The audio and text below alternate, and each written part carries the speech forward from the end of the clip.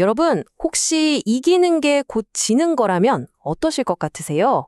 오늘 이 이야기에서는 우리의 상식을 완전히 뒤집는 하나의 역설, 바로 항복의 원리에 대해 한번 파헤쳐 보려고 합니다. 자, 이런 질문으로 한번 시작해 볼게요. 우리가 정말 중요하게 생각하는 거 있잖아요. 최선을 다하는 것. 근데 그 노력이요? 때로는 우리를 완전히 잘못된 길로 이끌 수도 있다면 어떨까요? 바로 여기서부터 오늘 이야기가 시작됩니다. 맞아요. 바로 열심의 문제점인데요. 이게 무슨 말이냐면 그 열심의 방향이 잘못되면 아무리 노력해도 그게 더 이상 미덕이 아닐 수도 있다는 거죠. 이 구절을 보면 딱 감이 오죠. 열정, 노력, 그것만으로는 충분하지 않다는 거예요. 진짜 중요한 건 뭐다? 바로 방향이라는 거죠. 방향이 틀린 열심은요, 우리를 앞으로 가게 하는 게 아니라 오히려 붙잡는 족쇄가 될 수도 있다는 겁니다. 자, 이걸 좀 더 쉽게 비유해 볼게요. 상상해 보세요. 하나님은 남쪽, 그러니까 해밀턴으로 가라고 하셨어요. 그런데 나는 북쪽, 베이 오브 아일랜드를 향해서 시속 100km로 막 밟고 있는 거예요. 그럼 어떻게 될까요? 그렇죠. 아무리 빨리 아무리 열심히 달려도 목적지랑은 점점 더 멀어질 뿐이죠. 진짜 안타까운 상황인 거예요, 이게. 이런 잘못된 열심의 끝판왕이라고 할 수 있는 인물이 성경에 등장합니다. 평생을 자기 힘, 자기 꾀로 모든 걸 얻어내려고 했던 남자. 네, 바로 야곱입니다. 요즘 말로 하면 자수성가의 아이콘 같은 사람이죠. 야곱의 인생을 한번 쫙 훑어볼까요? 형을 속여서 장자권을 빼앗고 그 일 때문에 20년이나 집을 떠나 살아야 했죠. 근데 거기서도 자기 꾀랑 노력으로 엄청난 부를 이뤄내요. 진짜 대단하죠. 딱 봐도 내 인생은 내가 만든다. 이런 마인드를 가진 사람이었어요. 그럼 이런 사람의 마음속은 어땠을까요? 한번 생각해 보세요. 모든 걸 내 힘으로 이뤘다는 그 엄청난 자부심. 그런데 동시에 모든 걸 혼자서 책임져야 한다는 그 지독한 외로움. 아마 그 속에서는 끊임없이 싸우고 있었을 거예요. 인생이 그냥 경쟁 그 자체였던 거죠. 자, 이렇게 모든 걸 자기 손으로 컨트롤하고 있다고 믿었던 야곱의 인생에 갑자기 정말 예상치도 못했던 사건이 터집니다. 그의 인생을 완전히 180도 뒤집어 버릴 바로 그 순간. 신성한 씨름이 시작되는 거죠. 모든 걸 계획하고 있던 그 밤에 야곱은 홀로 남게 돼요.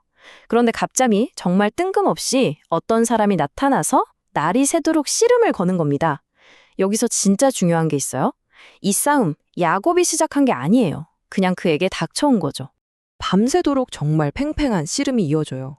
그런데 바로 그 결정적인 순간에 상대가 야곱의 허벅지 관절을 쳐버립니다.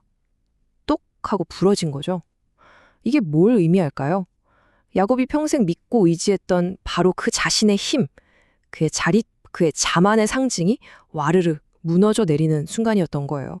자, 여기서 정말 드라마틱한 변화가 일어나요. 다리가 부러진 야곱이 어떻게 했을까요? 싸움을 포기했을까요? 아니에요. 이기려고 싸우는 걸 멈추고 이제는 축복해달라고 필사적으로 매달리기 시작합니다. 상대를 넘어뜨리려던 그 씨름하는 손이 이제는 나를 축복해달라고 붙드는 매달리는 손으로 바뀐 거예요.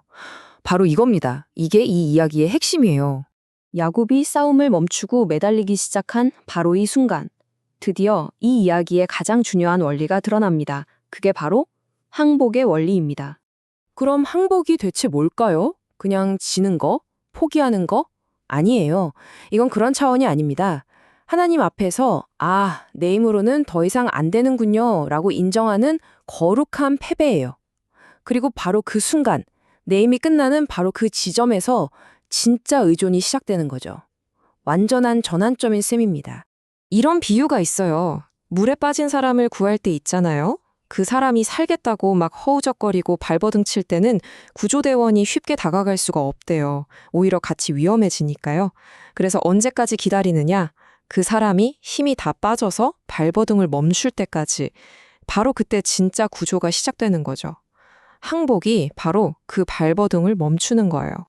근데 진짜 놀라운 건 뭔지 아세요? 이런 원리가 현대 과학에서도 똑같이 이야기되고 있다는 거예요.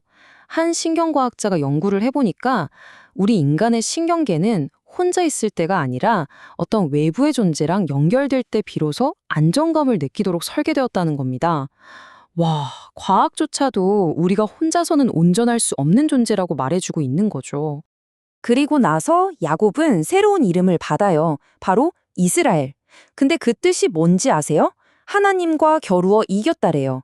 아니, 씨름에서 졌는데 이겼다니? 정말 아이러니하지 않나요? 여기서 알 수 있는 거죠.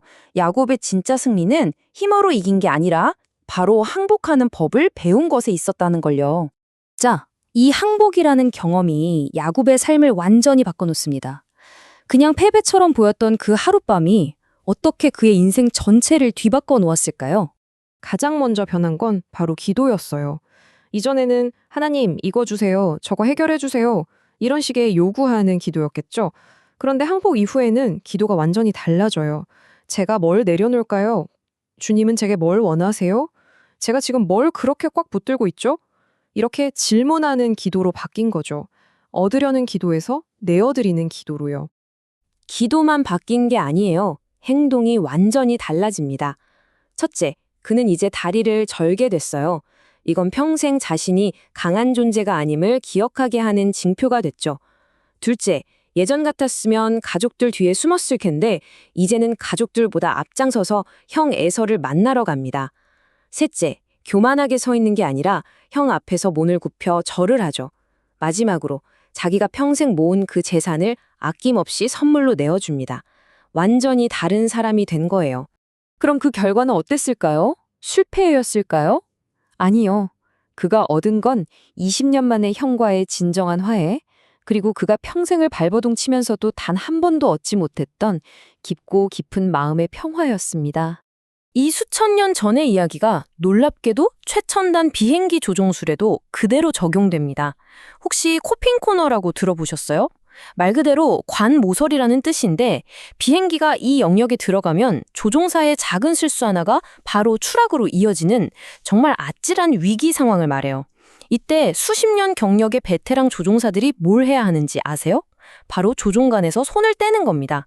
내 기술, 내 경험을 믿고 씨름하는 게 아니라 정교하게 설계된 자동 시스템을 그냥 신뢰하는 것. 그게 유일한 생존 방법이라는 거죠. 자, 이제 마지막으로 여러분께 이 질문을 드리고 싶습니다. 여러분의 인생의 코핑 코너는 어디인가요? 지금 내가 어떻게든 해보려고 가장 필사적으로 조종관을 꽉 붙들고 있는 바로 그 영역이 어쩌면 모든 걸 내려놓고 더 큰 힘에 맡겨야 하는 바로 그 항복의 지점일지도 모릅니다.